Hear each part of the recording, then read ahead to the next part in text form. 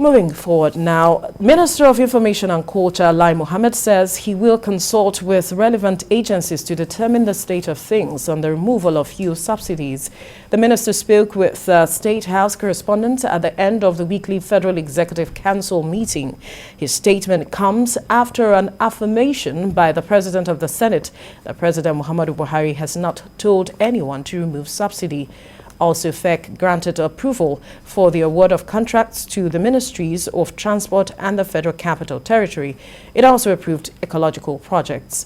TVC News State House correspondent Femi Akonde reports.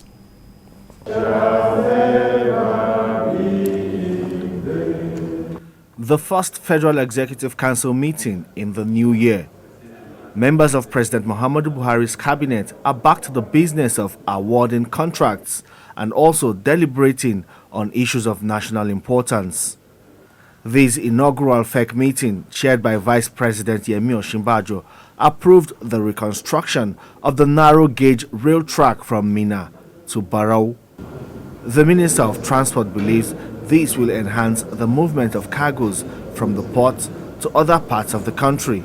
BARAU is where we have the BARAU River Port.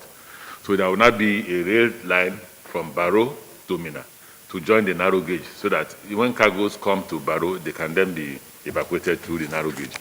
The Minister of Information and Culture disclosed that the Council also granted approval of contract for the 2021 emergency procurement for flood and erosion control. A total of 14 ecological projects were approved at a total cost of 15.1 billion naira. The intervention of the Ecological Project Office is massive and it's huge, and if we can complete 261 in 6 years, what that shows is that an average of about 40 or more every year.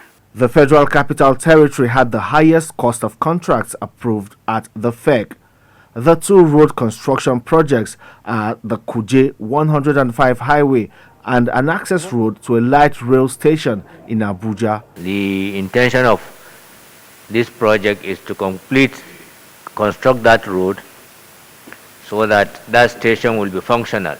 When asked about the removal of fuel subsidy, the Minister of Information and Culture told State House correspondents that he will need to consult with relevant agencies before he can speak on the widely reported plan by the federal government.